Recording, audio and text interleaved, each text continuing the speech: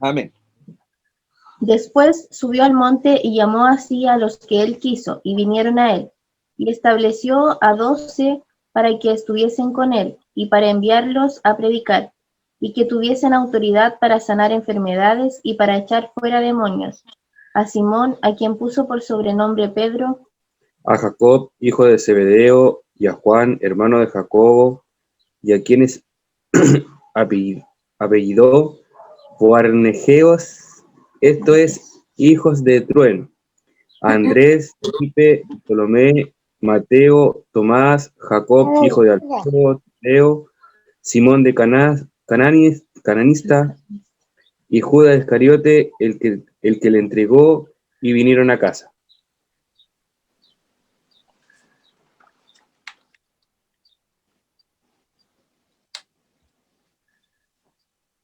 ¿A quién mencioné del 20 al...? Hermana Natalie parece. Ya, yo lo Sí, leo. a la hermana Natalie. Dice, agolpó de nuevo la gente de modo que ellos ni aún podían comer pan. Y cuando lo oyeron los suyos, vinieron para prenderle porque decían, está fuera de sí. Pero los escribas que habían venido de Jerusalén decían que tenía a Belcebú y que por el príncipe de los demonios echaba fuera a los demonios. Y habiéndolos llamado, les decía en parábolas, ¿cómo puede Satanás echar fuera a Satanás? Si un reino está dividido contra sí mismo, tal reino no puede permanecer. Y si una casa está dividida contra sí misma, tal casa no puede permanecer. Y si Satanás se levanta contra sí mismo y se divide, no puede permanecer, sino que ha llegado a su fin. Ninguno puede entrar en la casa de un hombre fuerte y saquear sus bienes si antes no le ata, y entonces podrá saquear su casa. De cierto os digo que todos los pecados serán perdonados a los hijos de los hombres, y las blasfemias, cualesquiera que sean. Pero cualquiera que blasfeme contra el Espíritu Santo no tiene jamás perdón, sino que su grado de juicio infernal.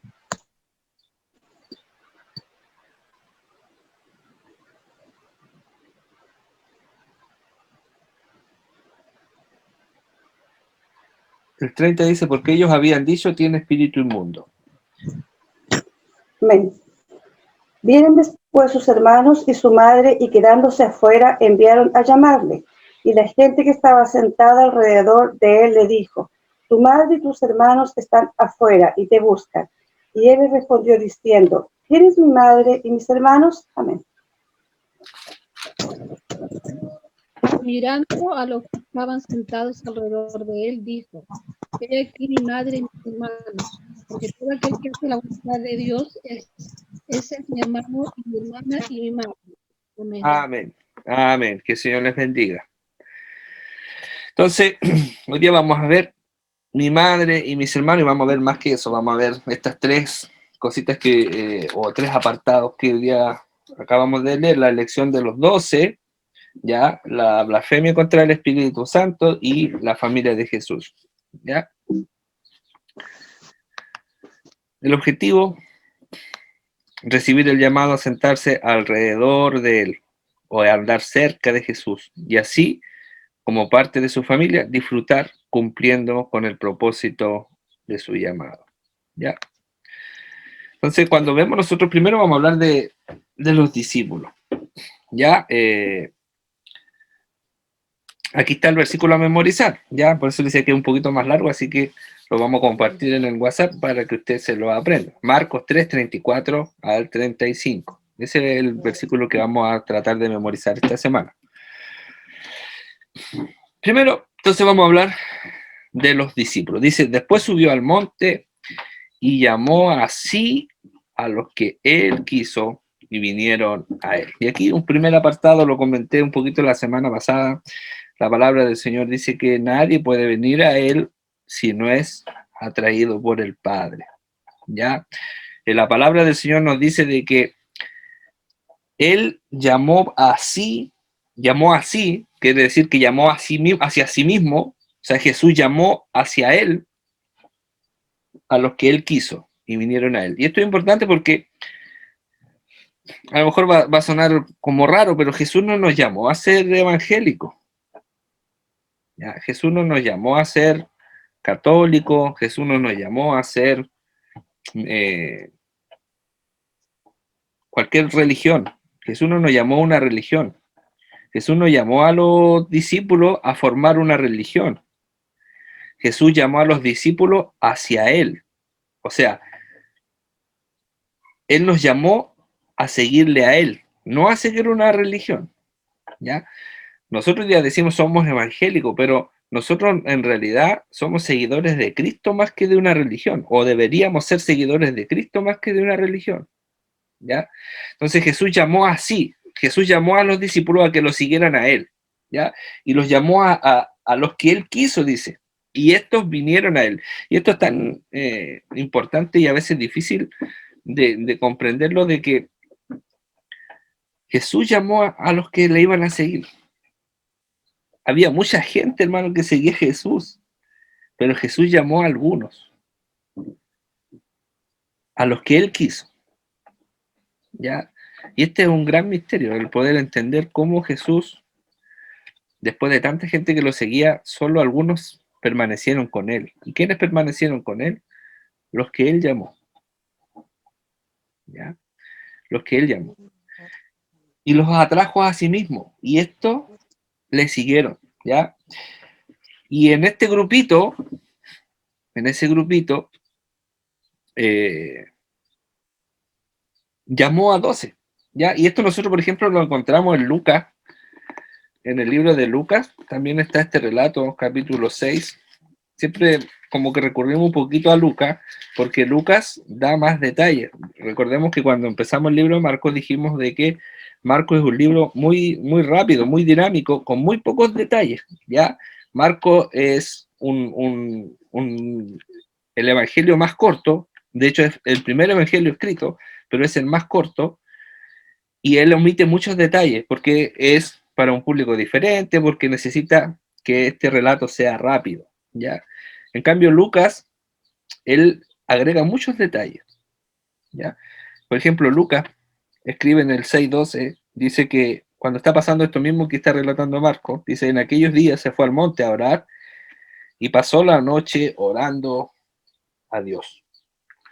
Cuando Jesús eligió a estos 12 discípulos, hermano, no fue al azar, así, voy a decir al aire que me sigan, y los que me sigan ahí voy a ver a quién puedo dejar, sino que Él llamó a las personas que Él quiso, dice la Escritura, ¿ya? Pero cuando fue el momento de elegir a los 12, ¿y por qué 12? ¿Ya? 12 porque tiene una simbología, ¿ya? Las 12 tribus de Israel. Uno, podríamos decir, cada discípulo representar a estas 12 tribus. Entonces eligió a 12. Pero cuando lo eligió, no fue al azar, sino que dice la Escritura en Lucas que él pasó toda la noche orando. Pasó toda la noche orando para recibir la confirmación del Padre sobre estas 12 personas. Ahora, cuando nosotros, hermanos, empezamos a conocer un poquito a estos 12, a los 12 que él estableció como discípulos, entendemos a lo mejor, si nosotros lo viéramos de un ámbito más terrenal, por qué Jesús a lo mejor no estaba tan seguro, podríamos decir, de que eran ellos, y pasó toda la noche orando.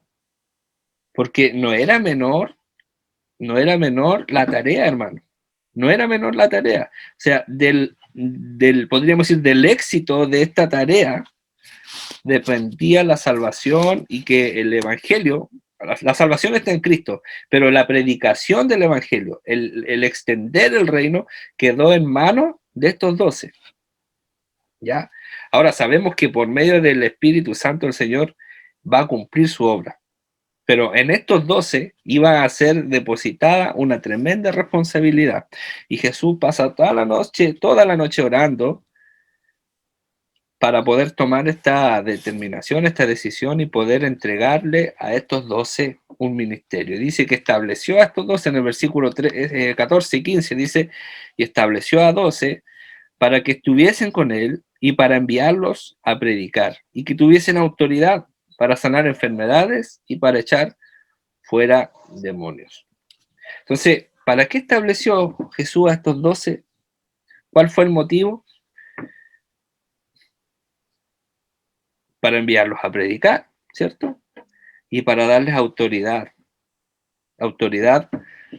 para sanar enfermedades y para echar fuera demonios. Entonces, no era una tarea fácil, no era una tarea liviana, sino que era una tarea con mucha responsabilidad y que no podía ser realizada por cualquier persona, sino que por alguien que él eligiera. ¿Ya? Ahora cuando nosotros nos detenimos un poquito, hermano, a ver los nombres de quiénes fueron.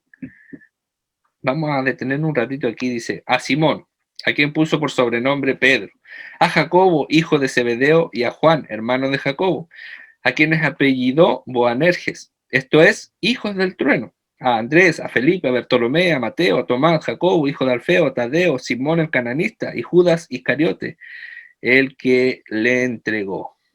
Ya, aquí aparecen mencionados estos. Y si nosotros, hermanos, pasamos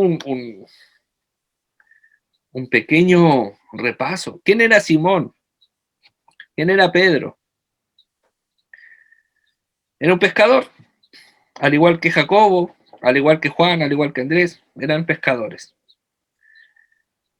Pedro, ¿qué sobrenombre tenía? Le puso, o él se llamaba Simón, perdón, y le puso por sobrenombre Pedro, que significaba una roca, una piedra.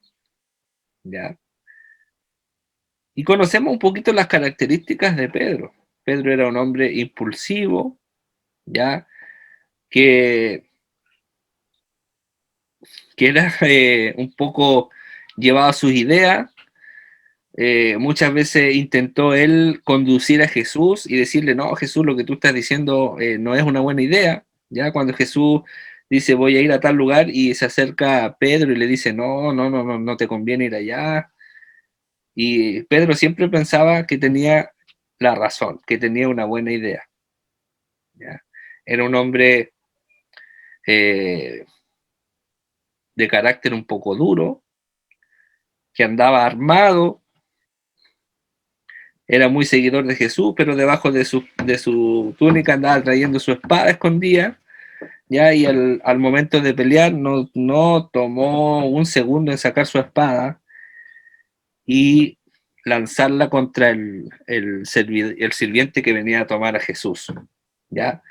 Y gracias a los reflejos de este sirviente le cortó la oreja, porque le aseguro que Pedro no tiró a cortar la oreja, creo que tiró un poquito más, un golpe directo a cortar la cabeza, el hombre seguramente lo esquivó y le cortó la oreja.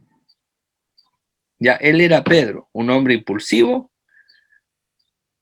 que pensaba que él tenía la razón en todo, andaba armado, y cuando llegó la hora de poner a prueba sus convicciones, negó a Cristo. Ya, negó a Cristo, se desvaneció. Vemos, por ejemplo, aquí a Jacobo, hijo de Zebedeo, y a Juan. Jacobo y Juan eran hermanos. Y vemos a estos dos varones, y les dice que a él les puso un sobrenombre, y les puso Boanerges, que quiere decir hijos del trueno. Entonces, imagínense Pedro, su carácter, y ahora vea a estos dos hermanitos, Juan y Jacobo, a quienes Jesús le dice, estos son hijos del trueno. ¿Ya? Eso nos da a entender que también eran de carácter fuerte, que eran de carácter agresivo, ¿ya? Porque un trueno no es algo pasivo, el trueno es algo agresivo. Entonces, vemos a Juan y a Jacobo, por ejemplo, que eran hermanos ambiciosos, que querían estar por sobre los demás, porque más adelante vamos a ver que ellos se acercan y le dicen a Jesús que querían estar sentados en el cielo, uno a la derecha y otro a la izquierda, ¿cierto? En otros evangelios nos menciona que no fueron ellos directamente, sino que fue la mamá, ¿ya? Y eso le da un poquito más de sabor a la historia, porque la mamá fue a hablar con Jesús, a decirle, yo quiero que mis chiquillos, mis hijitos, estén uno a tu derecha y otro a tu izquierda. No importa los demás, sí, me importan mis hijitos, ¿no? Y vemos a Jacobo y a Juan, que eran ambiciosos, querían los primeros lugares. ¿Ya? Eran personas que estaban interesadas en la fama, podríamos decir, de ser reconocidos, ¿ya? Y estar uno a la derecha y otro a la izquierda. Más adelante vamos a ver ese relato cuando lleguemos a ese capítulo, pero es interesante ver eso y ver cómo los discípulos, los demás, se enojaron con ellos, ¿ya? Se enojaron con ellos porque andaban haciendo estas negociaciones. Vemos que entonces que eran dos hermanos que eran de carácter fuerte, que eran impulsivos también y que además eran codiciosos, ¿ya? Y después, si nosotros vemos la historia, cuando Jesús los mandó a predicar y entraron en una aldea samaritana y no los recibieron porque iban vestidos como judíos que iban a Jerusalén. Entonces los samaritanos dijeron, estos no son de los nuestros, y no los quisieron recibir. Y ellos, con su bien puesto sobrenombre, hijos del trueno, dijeron, oremos a Dios para que caiga fuego del cielo y los queme a todos. ¿Ya? Por eso Jesús, como conocía sus corazones, como conocía quiénes eran, les puso Boanerges, hijos del trueno. ¿Ya? Vemos a Andrés, a Felipe, a Bartolomé, y todos ellos, nosotros, por ejemplo, Andrés puso en duda de que Jesús pudiera alimentar a 5.000 con panes y peces, con 5 panes y 2 peces. Felipe puso en duda de que con cuánto dinero. Felipe era como criticón, lo vemos en un pasaje de Juan, donde él critica y dice, ¿cómo? Si con esta plata no hacemos nada, y como criticaba las acciones de Jesús. Y así, Tomás, por ejemplo, era incrédulo, o era a veces, aparte de incrédulo, era como, decía frases así como sarcástica, cuando Jesús dice voy a ir a Jerusalén, y todos le dicen no, porque ya te van a matar, y Tomás dice vamos con él para que nos maten a nosotros también. ¿Ya? Ese era Tomás. Y así, si nosotros, mira, por ejemplo, aquí dice Simón el cananista o Simón el celote. ¿Quién eran los celotes? Los celotes también eran un arma, un brazo armado de la religión, donde ellos creían que a través de la fuerza podían llevar la liberación, ¿ya? Entonces, Simón el cananista, se le dice cananista porque él quería establecer de nuevo Canaán.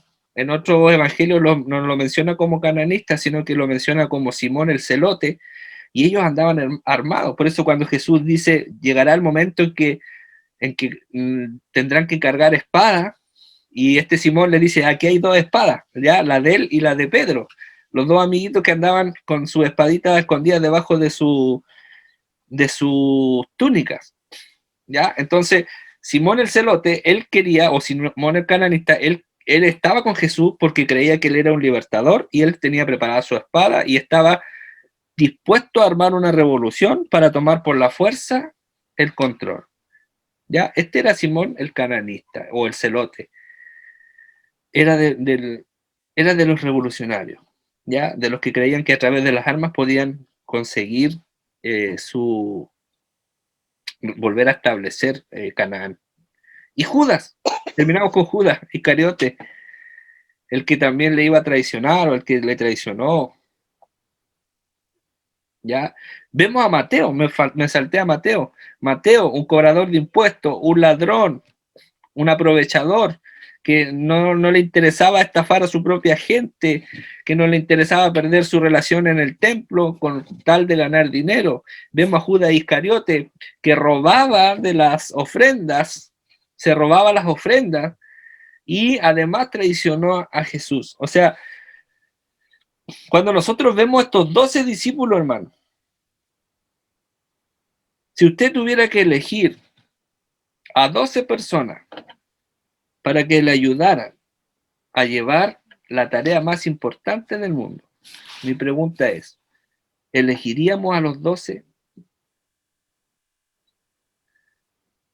Teniendo todos estos antecedentes que no eran desconocidos para Jesús, porque Jesús los conocía, sabía quiénes eran, por eso le puso su apellido, por eso le puso su sobrenombre, él sabía con quién estaba. La pregunta es, ¿nosotros hubiésemos elegido a estos 12?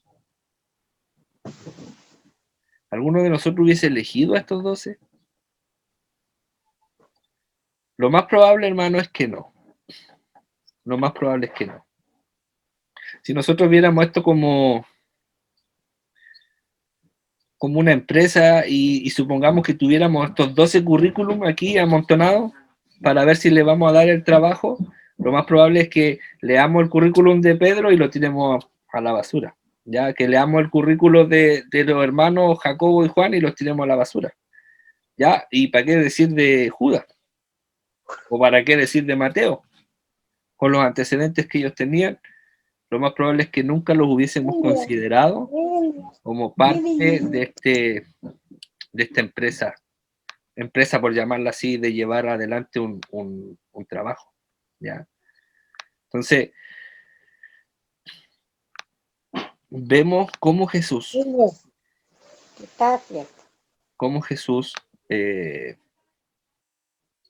elige a estos 12.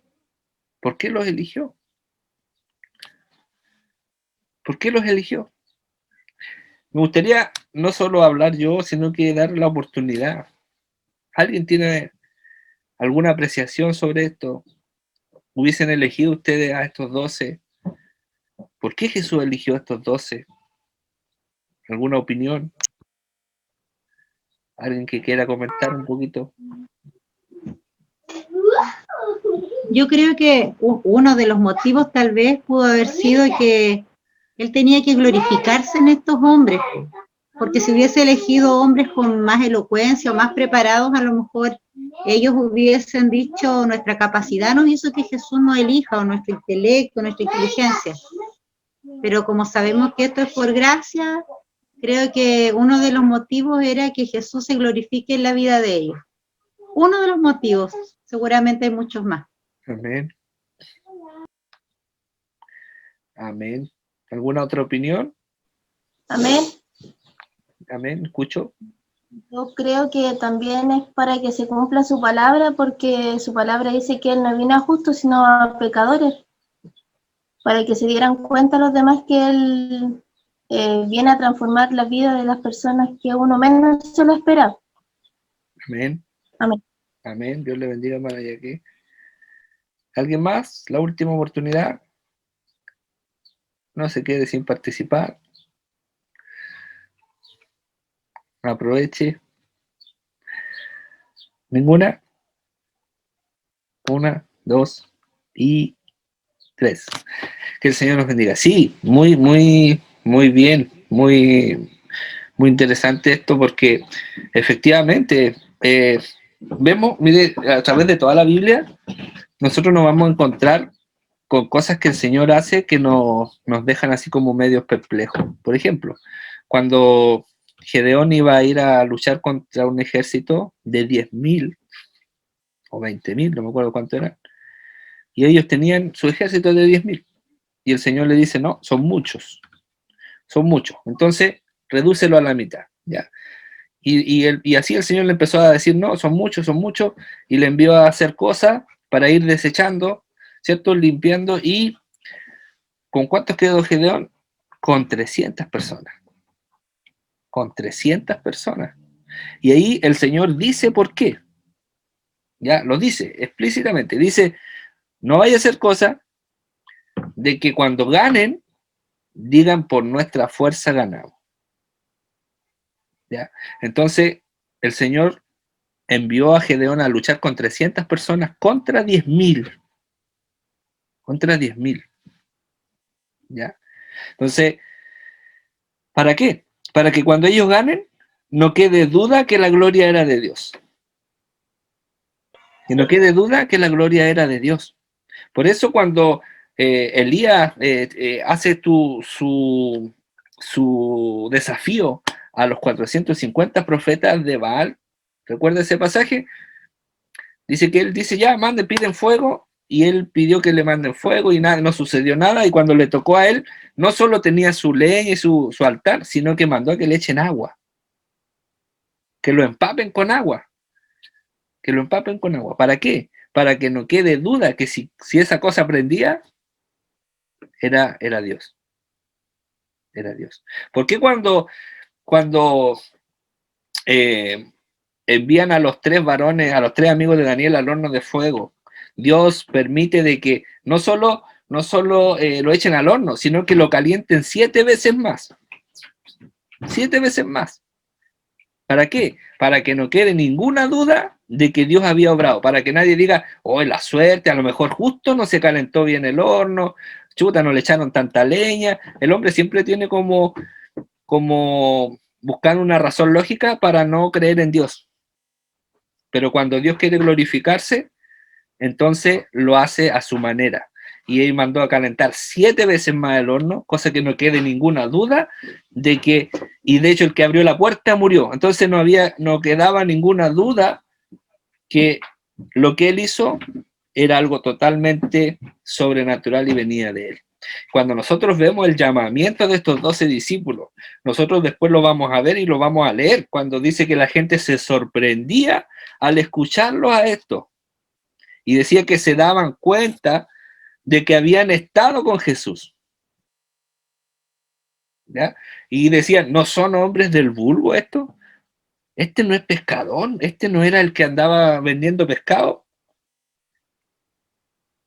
Y ahora lo escuchaban hablar de forma diferente. Y se daban cuenta que ellos habían estado con Jesús. Entonces, efectivamente, una de las razones por las que Dios permite y llama a estos hombres es para que no quede ninguna duda de que Él es glorificado y de que Él transforma las vidas, Él transforma los corazones, para que no sea la gloria del hombre, sino la gloria de Dios. Amén. Por eso, como decía nuestra hermana, ya que Él cumplió lo que dijo, Él vino a llamar a pecadores, no vino a los sanos, vino a los enfermos. ¿Qué hubiese pasado, hermano, si Jesús viene y llama a puros escribas y fariseos? Un par de sacerdotes, ya, descendientes de Aarón, de la tribu de Leví, y los junta a todos estos escribas y hace sus 12. ¿Sabe qué? Hasta el día de hoy estaríamos nosotros vistiéndonos de túnica, usando nuestra equipa, guardando el sábado y haciendo toda la religión, porque le hubiese dado la razón a ellos. Le hubiese dado la razón. ¿Ya? Y resulta que no. El Señor vino a llamar a lo que nadie esperaba. Es cosa de ver cómo nació el Señor, hermano. Es cosa de ver cómo nació. Y vemos que Él vino a romper todos los esquemas que la religión había impuesto. Entonces, viene Jesús y llama a estos 12 para su gloria y se glorifica a través de ellos. Y es por eso que cuando nosotros vemos, hermano, a estos discípulos con todos sus defectos, con todo lo que ellos tenían, es cosa de que nosotros nos miremos a nosotros mismos. Ya, porque es fácil hablar aquí de los discípulos y decir, este era aquí, este era allá, No, pero no son diferentes a nosotros. ¿O no ha tenido usted falta de fe como Tomás? ¿No le ha faltado la fe a usted como Tomás? A mí me ha faltado muchas veces la fe. Muchas veces me ha faltado la fe. ¿Ha traicionado usted alguna vez al Señor? ¿Le ha negado? Con nuestras acciones muchas veces le hemos negado. ¿Ya? ¿Le hemos fallado? ¿Le hemos robado a Dios? Muchas veces le hemos robado. A veces nosotros, no, yo nunca he robado. Cuando el pueblo del Señor le dice, el Señor le dice ahí en Ezequiel, ustedes me han robado. ¿Y qué te hemos robado, Señor? Nunca te hemos robado. Somos pueblo santo, jamás hemos robado. El Señor le dice, en vuestros diezmos y ofrendas me habéis robado. Y yo le pregunto, el que esté sin pecado, lance la primera piedra. ¿Quién de nosotros nos ha robado? Hemos robado, hemos mentido, hemos hecho mal, nos ha faltado la fe. Hemos actuado como Jacobo y como Juan, muchas veces deseando que caiga fuego sobre otros. Se da cuenta que en estos discípulos está representada totalmente nuestra condición humana. Está representado. Si nosotros estudiamos cada uno de ellos, en más de algunas de sus características, nosotros nos vamos a hallar reflejados. Y vamos a decir, sí, yo soy como él. ¿Qué es lo maravilloso de esto, hermano? Es que Jesús vino a llamar a estos jóvenes, a estos hombres, pero ellos no quedaron así, sino que hubo una transformación de carácter, y no fue algo inmediato. Imagínense que pasaron 3 años con Jesús, 3 años, 3 años comiendo con Él, 3 años orando con Él, 3 años caminando con Él, 3 años viendo los milagros, 3 años que ellos vieron miles y miles de personas sanadas, vieron a muertos resucitar, vieron la multiplicación de los panes y los peces, vieron una cantidad de milagros que ni siquiera dice la Escritura que no pueden ser escritos porque faltaría espacio para escribirlo. Todo eso ellos lo vieron, pero cuando llegó el momento de arrancar, arrancaron. Cuando llegó el momento de negarlo, lo negaron. Cuando llegó el momento de esconderse, se escondieron. ¿Por qué? Porque nosotros podemos caminar, escuchar y ver las obras de Dios, pero mientras el Señor no transforme completamente nuestra vida a través de su Espíritu Santo, seguimos siendo los mismos. Con muchas experiencias. No, yo he visto esto, por eso que una vez se encuentra con personas en la iglesia que dicen, no, yo he visto esto, yo veía esto antes en la iglesia, yo vi esto, observé sanidades, vi aquí, vi allá, vi allá.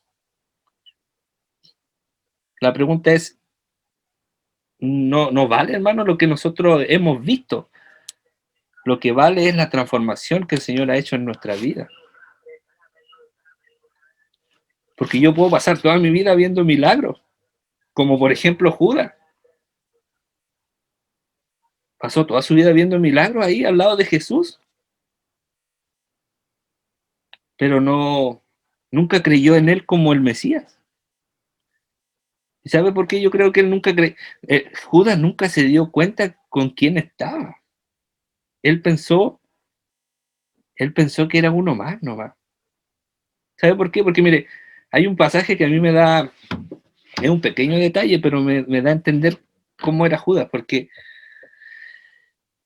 mire, si usted supiera que el que está al lado suyo, sentado al lado suyo, es el Hijo de Dios, es Dios encarnado, el Mesías, usted sería tan patudo, perdóneme la expresión, primero, de estarle robando, y segundo, de cuando él está comiendo, usted pescar su pan y untarlo en el plato de él. Un pequeño detalle. Dice que Judas fue el único que untó su pan en el plato de Jesús. Yo creo que eso demuestra que él nunca se dio cuenta con quién estaba. Lo miró como un ser humano más nomás. Podríamos decir, se sintió con tanta confianza que hasta tuvo la patudez de pescar su pan y untárselo en el plato de Jesús y comérselo. Porque nunca se dio cuenta con quién estuvo. Entonces, no sirve, hermano, estar caminando 30, 40, 50 años viendo milagros si es que el Espíritu Santo no ha transformado nuestra vida. Si hay una evidencia del Espíritu Santo en nosotros, es una transformación de carácter. Porque vemos a Simón Pedro con su carácter explosivo. Vemos a Jacobo, a Juan. Mire, a Juan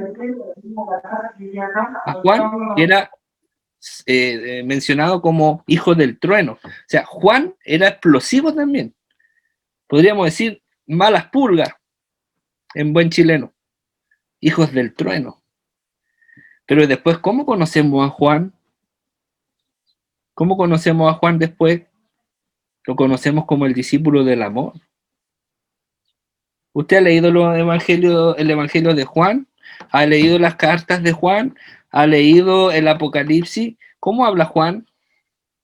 Mire, busque usted en su Biblia, así rapidito, busque primera, segunda, tercera de Juan, así, cualquiera de las tres. Cualquiera de las tres, usted las busca y léala un poquito. Y se va a encontrar con, por ejemplo, hijitos míos, amados míos, hijitos, que son las frases que ocupa Juan. Amados, ahora somos hijos de Dios, dice. En otra parte, hijitos, ya es el tiempo. Imagínese a un hombre que le llaman hijos del trueno, hijo del trueno. Imagínese el carácter que tenía Juan. Y después vemos a Juan escribiendo, hijitos míos, amados míos. ¿Hubo una transformación de carácter o no? Hubo una transformación de carácter. Vemos a Tomás, hermano, que le faltaba tanto la fe y dijo, no, yo mientras yo no meta el dedo ahí, no voy a creer. Y eso no aparece después en la escritura, pero sí en la historia del cristianismo aparece que Tomás fue enviado a la India, donde hay millones y millones de dioses paganos, hermano, donde tienen millones de dioses paganos. Y Tomás fue allá. ¿Y por qué fue allá? Porque él metió su dedo en la llaga, pues ya no tenía ninguna duda. ¿Quién le iba a decir a Tomás que era mentira lo que él le estaba enseñando si él metió su dedo ahí? Entonces vemos cómo el Señor a estos hombres que no prometían mucho, al igual que usted y que yo, lo que los hizo valiosos no son ellos mismos, sino el Espíritu Santo en ellos. Por eso cuando Jesús se fue, le dice, ustedes no hagan nada hasta que el Espíritu Santo no venga sobre ustedes. Entonces, si hay alguna evidencia del Espíritu Santo en mí, es la transformación del carácter. Es la transformación del carácter. Algunos dicen, no, la evidencia del Espíritu Santo en una persona es que hable en lengua. La Escritura es clara en eso y me dice que si yo hablase en nuevas lenguas, en lenguas angélicas, y no tengo amor, no me sirve de nada. ¿Ya? Porque esa no es la evidencia del Espíritu Santo. La evidencia de que una persona tenga el Espíritu Santo, más que las experiencias sobrenaturales, es una transformación de carácter. Si yo antes era mentiroso, ahora no lo soy. Si yo antes era un blasfemo, ahora no lo soy. Si yo antes era un iracundo, ahora no lo soy. Si yo antes era un orgulloso, ahora no lo soy. Si antes yo era un peleador, ahora no lo soy. Transformación de carácter. Y vemos a Pedro, que negó al Señor, que lo negó, que se arrancó, que negó haberlo conocido. Nunca he hablado con él, dijo. Nunca he hablado, no lo conozco. No lo conozco. Y después vemos a ese Pedro natural, que había visto los milagros, pero ahora vemos al Pedro transformado, lleno del Espíritu, predicando, y cuando le dijeron no hables más de él, él dice, no puedo dejar de decir lo que he visto y oído. Si quieren matarme, mátenme. Entonces hay una transformación de carácter. Que el Señor nos bendiga. Quise detenerme aquí en los discípulos, hermanos. El otro lo vamos a ver un poco más rápido, pero aquí quise detenerme para que nosotros nos demos cuenta de que el Señor no llamó a los perfectos, sino que llamó a los que Él quiso. Y los que Él quiso estaban llenos de defectos, pero por medio del Espíritu Santo, Él nos transforma. Por lo tanto, veámonos reflejados en ellos. ¿Se identifica usted con alguno de ellos? Yo estuve estudiando esta semana estos nombres, leyendo sus historias, leyendo cómo eran, y me identifiqué no solo con uno, con varios de ellos. Y eso hace que la gloria sea de Dios, dice, y no de los hombres. Es para que la gloria sea de Dios y no de los hombres, para que cuando la gente vea, diga efectivamente hay un Dios. Cuando la gente que me conoció sin Cristo me ve ahora y vea y no vea una religión en mí, sino que vea un cambio de carácter, Entonces diga, efectivamente ha cambiado. ¿Ya? Porque hay personas que cambian lo externo, que cambian de vestimenta, pero en el carácter sigue siendo los mismos. Siguen siendo los mismos. Entonces, que el Señor nos ayude y que su Espíritu Santo moldee nuestros caracteres para que podamos dar gloria a Dios a través de ellos. Amén. Que el Señor nos bendiga. Luego de que trató con los discípulos, llegaron los opositores. En el versículo 20 dice, y se agolpó de nuevo la gente, de modo que ellos aún no podían comer pan.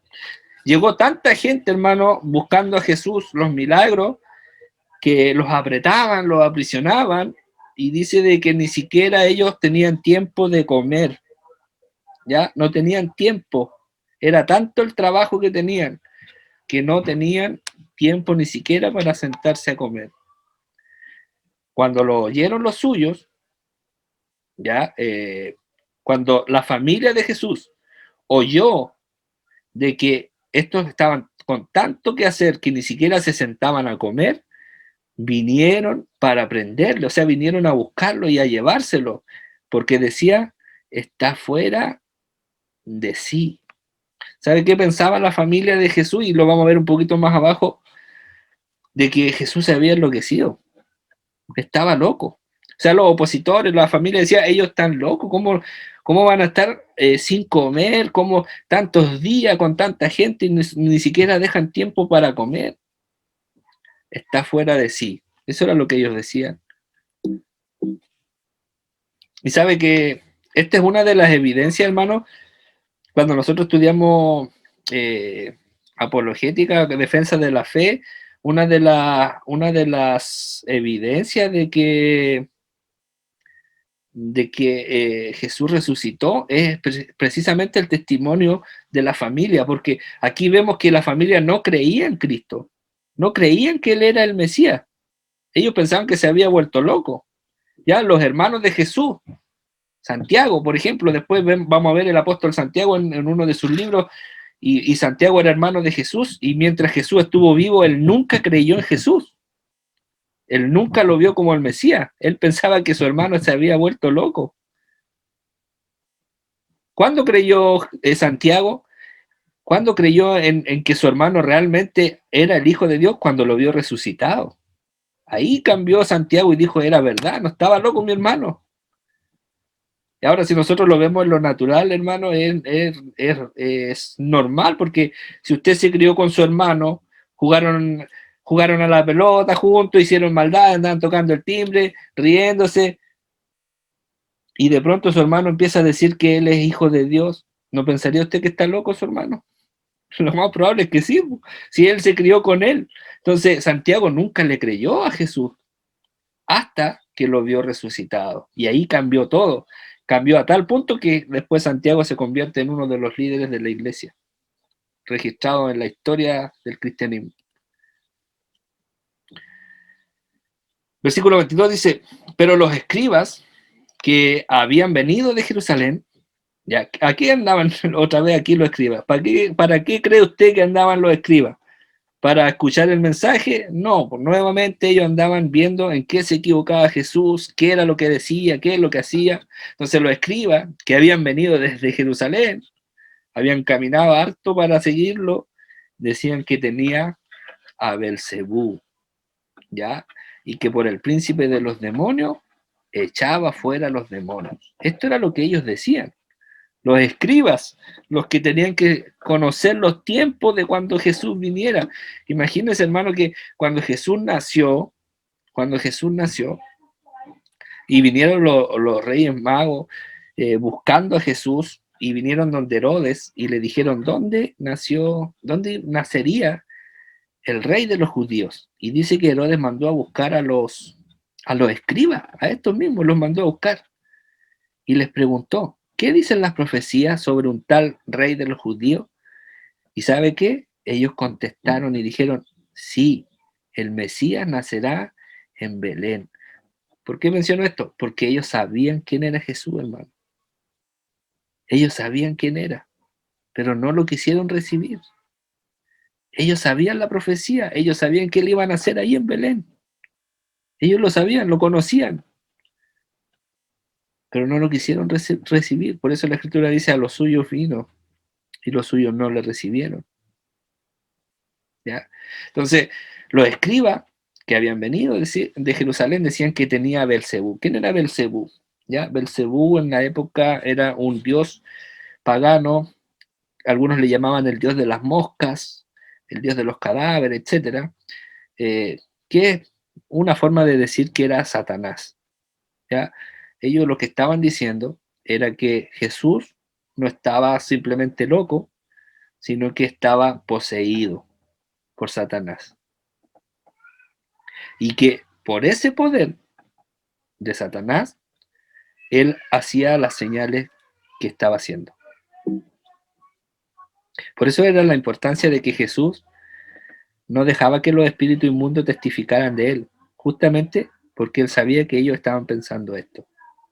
Entonces, si Jesús le hubiese dejado a los espíritus inmundos que hablaran en nombre de él, con mayor razón, ellos hubiesen dicho, ve, si los espíritus inmundos testifican de él. ¿Ya?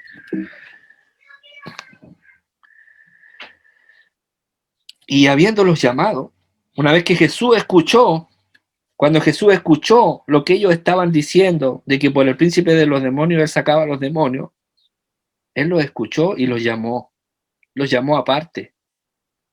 Y esto es interesante aquí porque, mire, Jesús se tomó el tiempo de escuchar lo que ellos estaban diciendo y quiso corregir su error. Y los llama y les dice por parábolas, les dice, ¿cómo puede Satanás echar fuera a Satanás? Si un reino está dividido contra sí mismo, tal reino no puede permanecer. Si una casa está dividida contra sí misma, tal casa no puede permanecer. Y si Satanás se levanta contra sí mismo y se divide, no puede permanecer, sino que ha llegado su fin. Ninguno puede entrar en la casa de un hombre fuerte y sacar sus bienes si antes no le ata. Entonces podrá saquear su casa. Entonces Jesús le hace una pregunta lógica, hermano, y le dice, ¿cómo ustedes dicen que yo estoy echando fuera demonios por el poder de los demonios? Eso no tiene sentido. No tiene sentido de que yo esté supuestamente trabajando para Satanás y haciéndole mal.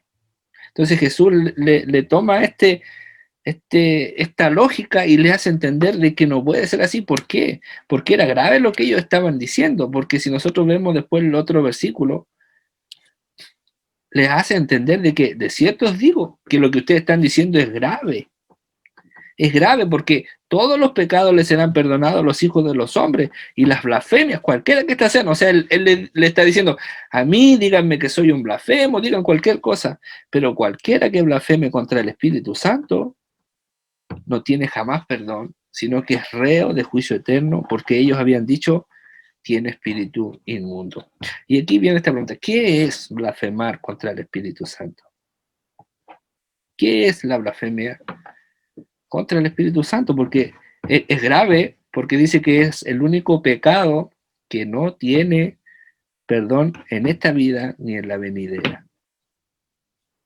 Entonces, entender qué es la blasfemia contra el Espíritu Santo es muy importante porque es grave, es muy grave. Entonces, muchas veces nosotros pensamos de que la blasfemia contra el Espíritu Santo es hablar contra Dios o decir algo en contra del Espíritu Santo. Pero sabe que va más allá. La blasfemia contra el Espíritu Santo, una de sus aplicaciones es que atribuirle las obras de Dios al diablo, ¿ya? Pero la definición más precisa podría ser es no recibir a Cristo. Esa es la blasfemia del Espíritu Santo, porque ¿de quién testifica el Espíritu Santo? El Espíritu Santo testifica de Cristo. Viene a hablar de Él. El Espíritu Santo nos convence de pecado y nos lleva al arrepentimiento. ¿Y a qué nos lleva el Espíritu Santo? Nos lleva a Cristo. Entonces, cuando una persona blasfema, podríamos decir, contra el Espíritu Santo, es cuando una persona desecha la obra de Cristo. En Hebreo dice que si nosotros pisoteáramos el nombre de Cristo, ya no quedan más sacrificios que hacer, porque hemos pisoteado la sangre del Hijo de Dios. Entonces, si nosotros juntamos estos dos hechos, cuando Hebreo dice que no hay nada más que hacer con una persona que pisotea el nombre de Cristo, que se vuelva atrás, está hablando de alguien que rechaza la obra del Espíritu Santo en Cristo. Por lo tanto, blasfemar contra el Espíritu Santo es no estar dispuesto a aceptar a Cristo como el Señor de nuestra vida. Ahora, cuando alguien dice, oh, yo no sé si habré blasfemado contra el Espíritu Santo, y se siente usted incómodo, asustado, porque a lo mejor blasfemé contra el Espíritu Santo. Si usted siente ese malestar interior, es señal de que no lo ha hecho, porque el Espíritu Santo es el único que nos redarguye y nos lleva al arrepentimiento. Y nos lleva al arrepentimiento. Si no hay ese sentir en nosotros, entonces no hay Espíritu Santo. Si una persona que blasfema contra el Espíritu Santo es alguien que no tiene ningún temor en hacerlo. Que no le interesa, porque no cree en Cristo, porque no le interesa a Dios, porque no hay temor en su vida. Entonces, que el Señor nos bendiga y podamos ir comprendiendo su palabra y apropiándonos de ella. Que el Espíritu Santo en nosotros siempre sea el que nos guíe, ¿cierto? Y que podamos preocuparnos cada uno de nosotros de que el Espíritu Santo esté en nosotros, porque si nosotros nos damos cuenta con el comienzo de este estudio, es el único que va a transformar nuestro carácter. Entonces, si nosotros no vemos que nuestro carácter ha sido transformado, entonces tenemos que buscar de esta llenura del Espíritu. Esta llenura del Espíritu. Y si nosotros tenemos el Espíritu Santo en nosotros, no vamos a blasfemar contra el Espíritu porque Él mismo nos va a impedir hacerlo. Él mismo nos va a impedir hacerlo porque dice que, la Escritura dice que incluso cuando tenemos el Espíritu Santo en nosotros, dice que Él nos enseña cómo orar, nos enseña qué pedir, nos enseña cómo dirigirnos a Dios. Por lo tanto, es de vital importancia que el Espíritu Santo esté en nuestras vidas. Ellos no tenían el Espíritu Santo, porque todavía no había descendido. Recordemos eso, el Espíritu Santo todavía no había descendido. Por eso explica sus acciones, tanto de los fariseos, de los escribas, como de los discípulos. Eso explica cómo sus accionares en lo carnal, en lo humano, porque ellos no contaban con el Espíritu Santo. Tenían a Jesús, creían en Cristo, pero no había sido depositado en ellos aún el Espíritu Santo. Por eso cuando Jesús habla con su discípulo y le dice que Él se va a ir, le dice: a ustedes les conviene que yo me vaya. Les conviene que yo me vaya, porque si yo me voy, enviaré el Espíritu Santo. Entonces podríamos decir, a nosotros nos convino que Cristo se vaya, porque si no, imagínese usted caminando en su fuerza, tratando de seguir este evangelio en sus propias capacidades. ¿Estaría todavía aquí? Yo creo que no. Yo lo digo por mí, yo ya no estaría aquí. Pero su Espíritu Santo es el que nos sostiene y el que nos anima a seguir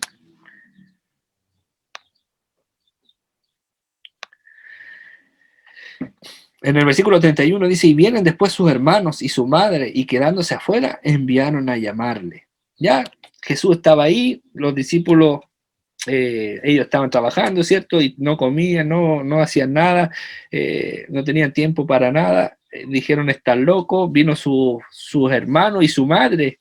Mire, aquí María, ya, María tampoco creía, o no sé si no creía en que su hijo era Dios, porque ella había tenido la revelación de Dios, Dios le había dicho quién era, pero como madre ella estaba preocupada, porque si usted, mamá, a las mamás que están presentes, si usted le dicen, oye, sabe que tu hijo anda como loco ahí por las calles, rodeado de pecadores, de gente, está todo el día metido con esa gente, no come, no hace nada más, está todo el día ahí, ¿usted qué pensaría?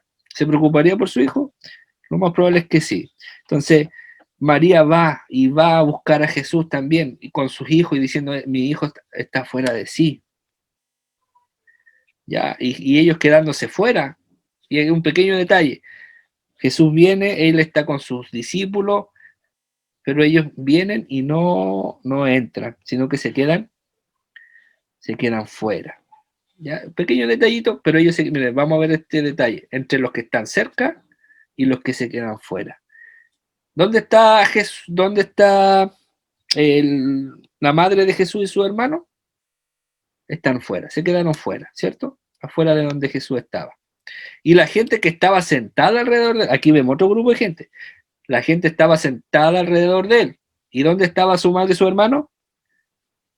Estaban fuera, ¿ya? No querían acercarse, no querían comprometerse, no querían estar cerca de este Jesús, o a lo mejor no querían estar cerca de todos estos pecadores que estaban al lado de él. Se mantuvieron a una distancia, no querían estar al lado de él. Y la gente que estaba sentada alrededor de él, de Jesús, le decía, tu madre y tus hermanos están fuera y te están buscando. ¿Qué respondió Jesús? Él le respondió diciendo, ¿quién es mi madre y mis hermanos? Y aquí parece una pregunta un poco extraña, decir, ¿quién es mi madre y mis hermanos?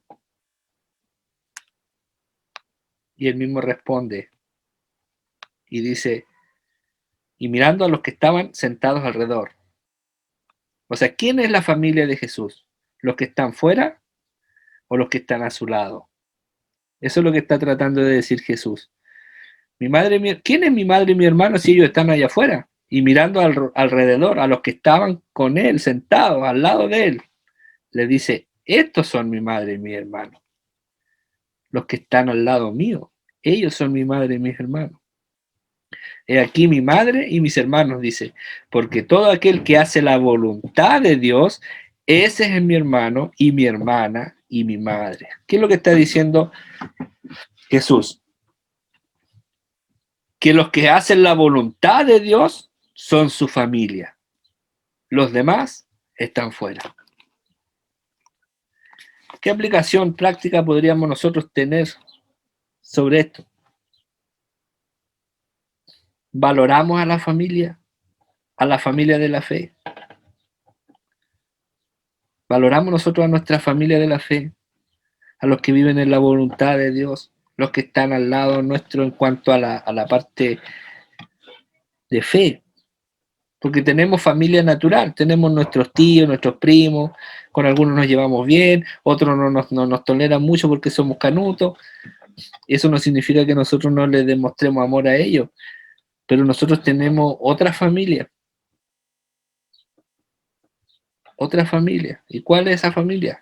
Los que están al lado nuestro en esto, alrededor de la voluntad del Padre, los que están haciendo la voluntad de Dios. Jesús le dice, estos son mi familia. Esta es mi familia. Que el Señor nos bendiga. Que también aprendamos nosotros a valorarnos como familia espiritual. Que nosotros aprendamos a querernos como familia espiritual. Amarnos como familia de Dios.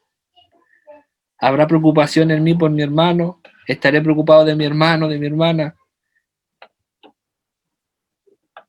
Que el Señor nos bendiga. El Señor nos enseñó esto, mire, imagínense.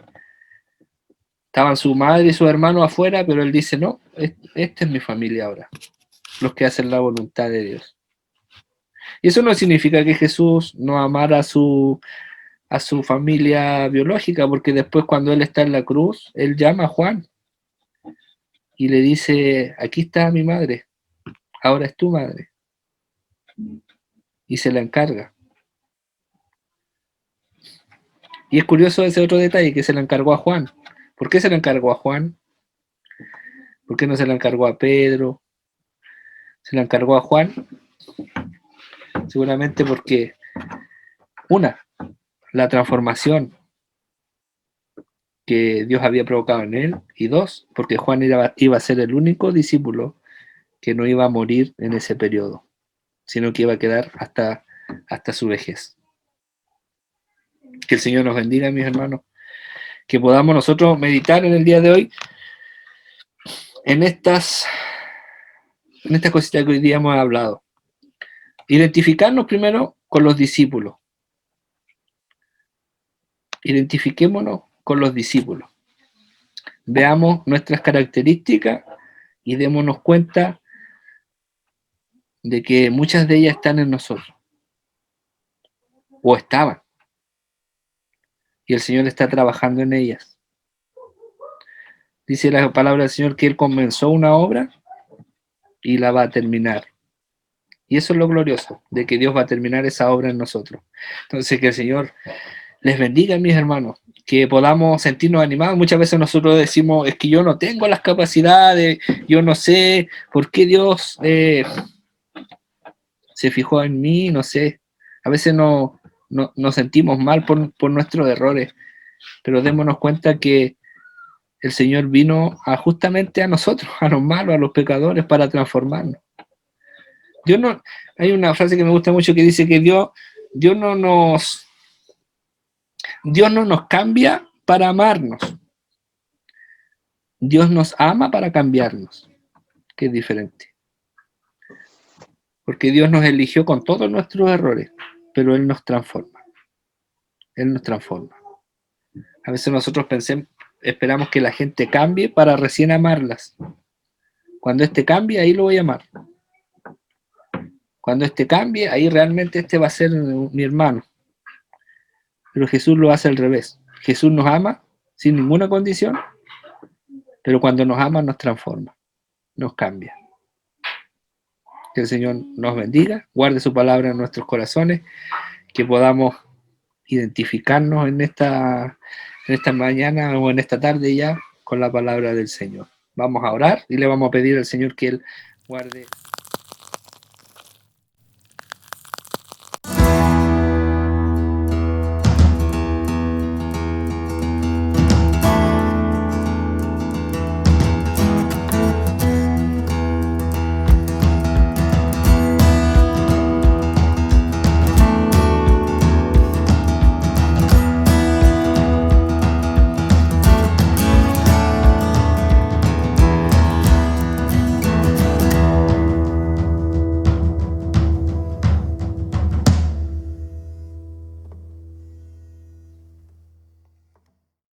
Guarde su palabra en nuestros corazones.